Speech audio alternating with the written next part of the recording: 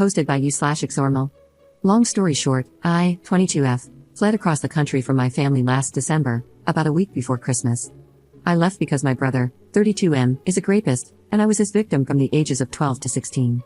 I have other posts going more in-depth, but my parents, 60F and 66M, are hardcore African Pentecostal Christians.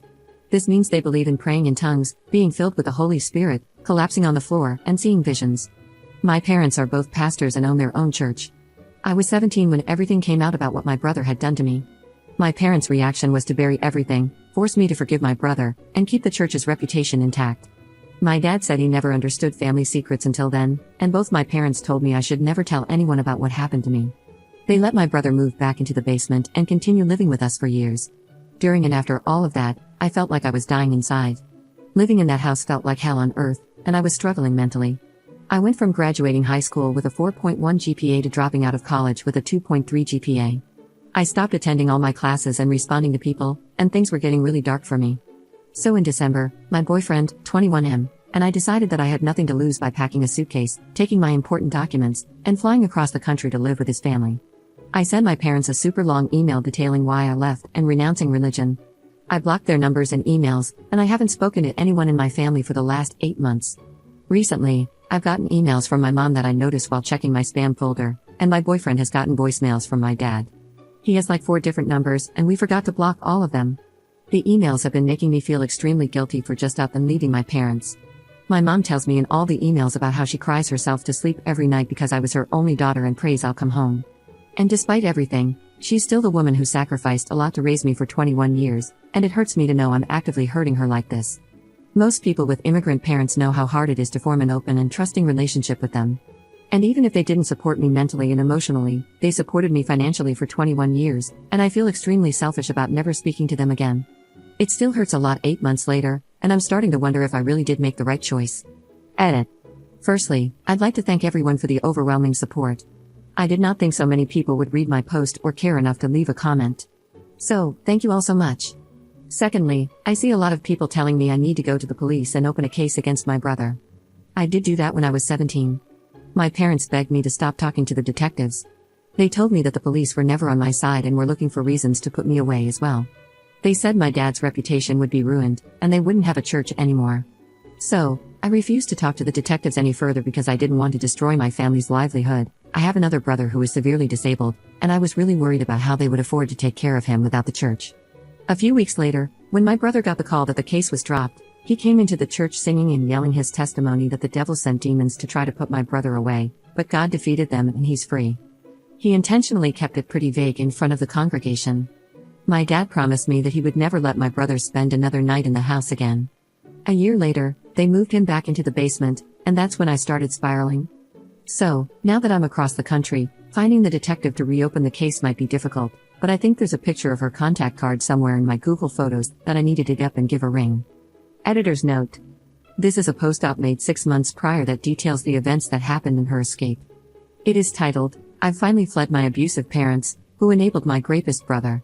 I, 21F, have finally fled across the country from my rape apologist parents, 65M and 59F.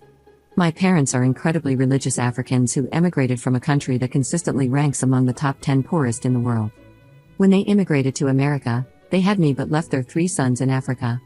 They brought my youngest brother, 29M, to America for medical attention a few years after I was born because he became gravely ill, and he is now permanently disabled. When I was around 8 years old, my parents brought another brother, 31M, Mike, to America. My eldest brother, 42M, has never been to America, and I have never been to Africa, so we have never met in person. My parents are extremely religious Pentecostal Christians, which means they believe in visions, miracles, like instantaneous healing and bringing people back from the dead, and speaking in tongues. And in case I haven't made it clear how religious they are, during peak COVID, my parents were preaching from the pulpit of their church that Bill Gates made 5G to kill Africans and that COVID vaccines were being used to inject 5G as a way to imprint the mark of the beast. They also absolutely refused to close their church's doors at any point during COVID on the basis that God wouldn't let them catch it. Mike began SAing me when I was 12 years old, and he was 22. It started infrequently but quickly ramped up to him doing it almost every night or every other night. At 13, he took my first time. Every time he was done, he would beg me not to tell anyone and write me notes, saying he would off himself if anyone ever found out. He always made me rip up the notes and flush them afterward.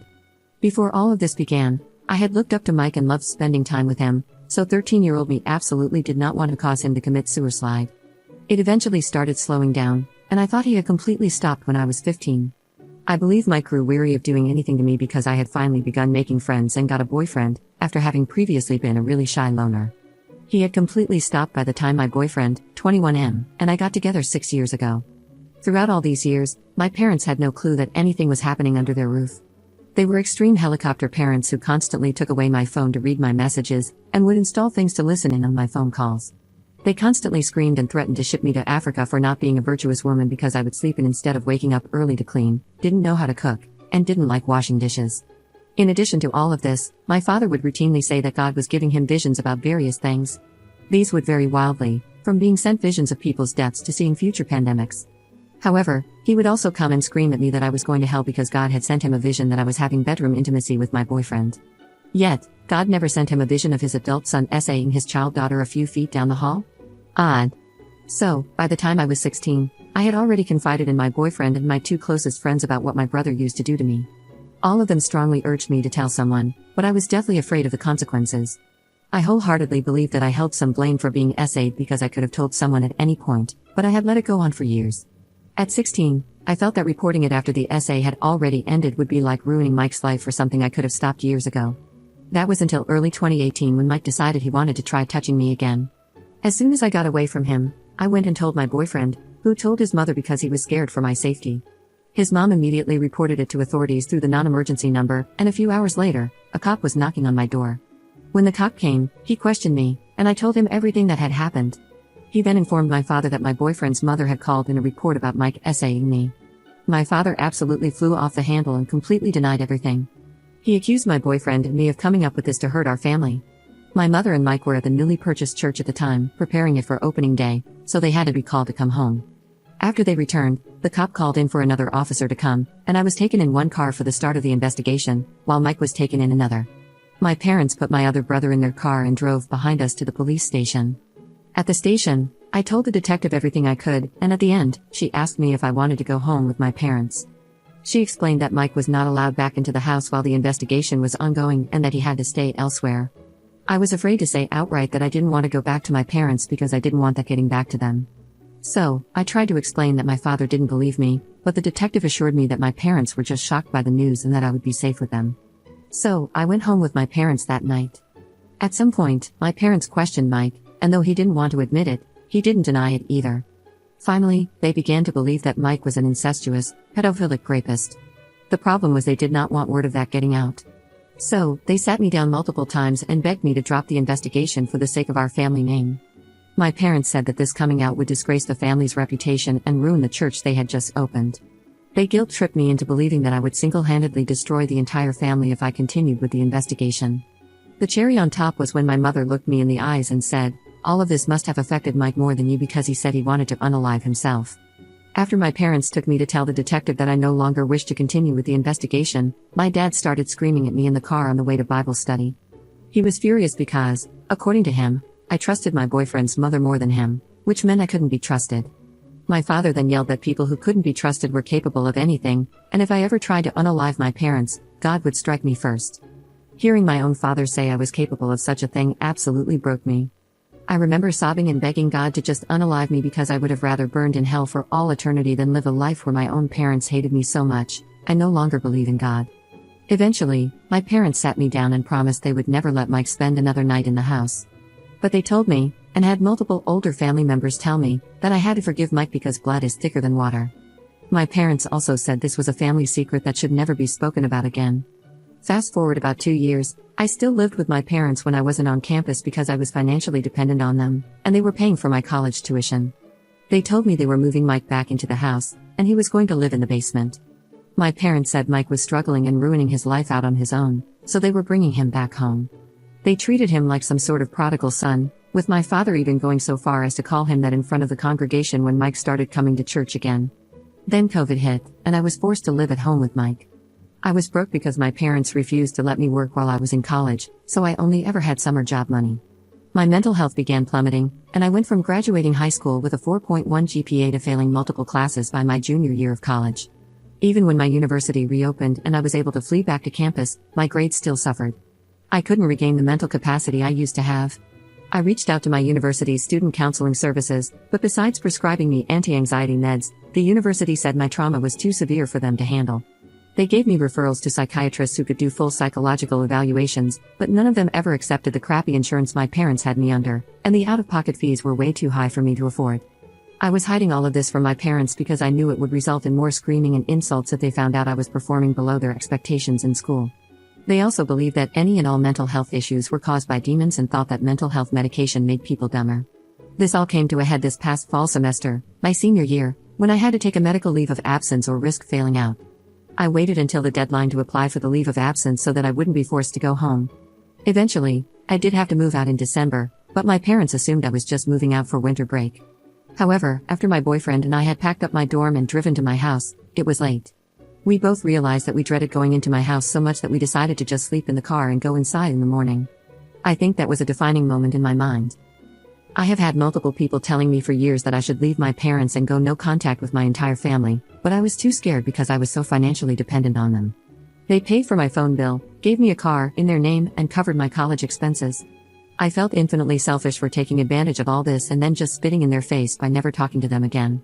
But after choosing to sleep in a car with my boyfriend over sleeping in my own house, I realized that if other people can live without parental financial aid and still make it in life, then I could do that too.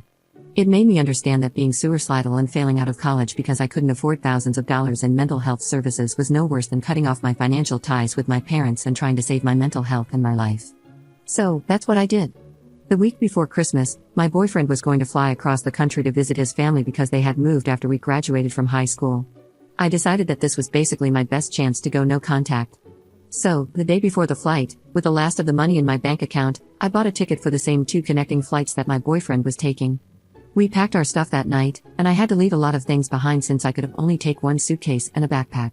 But I took my passport, social security card, clothes, electronics, and any sentimental items I could fit, and we left. My parents didn't think anything of us leaving because they knew my boyfriend's flight was early that day, so they expected me to drive him to the airport. However, when we got to the airport, we parked the car in one of the airport garages. I put the key behind the gas tank cover and took pictures of it all. I texted my parents to let them know where the car and key were, told them I was safe, and said I would send them an email explaining everything later. Then, I blocked them on everything I could think of. Throughout the flights and layover, I was writing an email in much more detail than what's given here about how my parents had failed to raise, protect, and support me in every way imaginable. I sent the email after we landed and then proceeded to block their emails too. So, for the past 2 weeks, I have been staying with my boyfriend's family. All of my parents' blocked texts and emails go to spam, but their voicemails still pop up. I have my boyfriend field all of their messages to see if they have even attempted to self-reflect on anything because they have a history of telling me events never happened when I point out how they've treated me. Thus far, it has only been my mom telling me that I'm going to send her to the hospital and that I need to come home. So, my boyfriend and I have been doing DoorDash and trying to afford a mental evaluation for myself. DoorDashing sucks in the town they live in, though, lol. I just wanted to get this all off my chest, I guess. But I am super hopeful for the future now. Thanks for reading. Update 4 months 3 weeks later. So, a few days before Christmas, my mother randomly showed up at my boyfriend's family's front doorstep. She traveled across the entire country to find me unannounced. I had no idea she was coming and was very blindsided by everything. She asked to speak with me, and I was really hoping that things had changed, so I agreed to listen to her. We sat on chairs in the front lawn. She asked me if I was okay, and she started telling me how happy she was to see me. She said that she and my father had been in and out of the hospital with worry and stress about me. She also said that she was sorry for the things she did not know and things that were done out of ignorance. After all of that, she asked me if I wanted to talk to my disabled brother, and I really missed him, so she called my father. He began to tell me how he was finally going to sleep for the first night since I left the house now that he got to see my face. He also repeated most of the things my mother said, almost word for word, things like apologizing for what he didn't know was happening. He also said, "Find it in your heart to forgive us just as we have." He trailed off there, and that line was literally a wake-up call because, at that point, I had been crying and feeling so guilty for what I've been putting my elderly parents through. But that line made me pause because what in the world does he possibly have to forgive me for? What did I do to him? Flee for my safety? I think my mother noticed my change in demeanor because she ended the call with him pretty soon after and asked to take me out to eat. I brought my boyfriend with us so I wouldn't be driven to an airport instead. We went to a local restaurant, and the silence during our meal was palpable, until my boyfriend went to the bathroom. My mother then began grilling me on where I work, what I am doing with my future, and if I am going back to college. She asked me if I was thinking about going back to our home state to finish college, and I told her I was not leaving with her under any circumstances. I noticed that throughout all the questions she asked me since she arrived at our doorstep, she never truly asked me how I was doing. She didn't ask if I had a bed to sleep on, food to eat, means of transportation, or even money in my bank account. I never told her that my food stamps were halted for the month of December because I missed one letter, so I have to wait until halfway through January to get a recertification appointment. She probably would have been appalled that I was taking government handouts anyway. I never told her that I am working $1 above minimum wage job, that I actually really love, to save $3,000 to pay my old university to release my transcripts. But even if she offered to help, it most likely would have had heavy strings attached. After we left the restaurant, she tried asking me for my phone number. I told her that I have a new Google Voice number after the one my father used to pay for was turned off. She was apparently under the impression that he was still paying for the phone. So she called him again, and when asked about the old phone plan, he stuttered heavily before saying that he was still paying for it and had no idea what happened. When my mother tried to tell him that he needs to investigate, he told her that she should stop worrying about that and offered to buy me a new phone plan. I declined because I did not want my parents to be able to hold anything over my head. He then went on to start lecturing me about finishing college and how whatever anybody has said about my parents is not true. He even managed to very quickly drop in a "well, you said you don't believe in God anymore, but anyways." I didn't give him the satisfaction of a reply. After getting off the phone with my father, my mother asked if I wanted to spend the night at her hotel room because she missed me so much. I also declined that, and she dropped us off at the house. A few days after she left, I received a Christmas card and a $50 gift card from her in the mail. I guess the point of my update is to ask if I'm still doing the right thing. I mostly feel really guilty about my mother because she's old, she believes and does whatever my father says, and I think my father's pride about power and reputation makes him a really crappy person. I also know for a fact that they are still in contact with and working with my greatest brother, so I know that I really shouldn't give a crap about them either. But my heart hurts, and I am really confused. I appreciate all advice. Thank you for reading.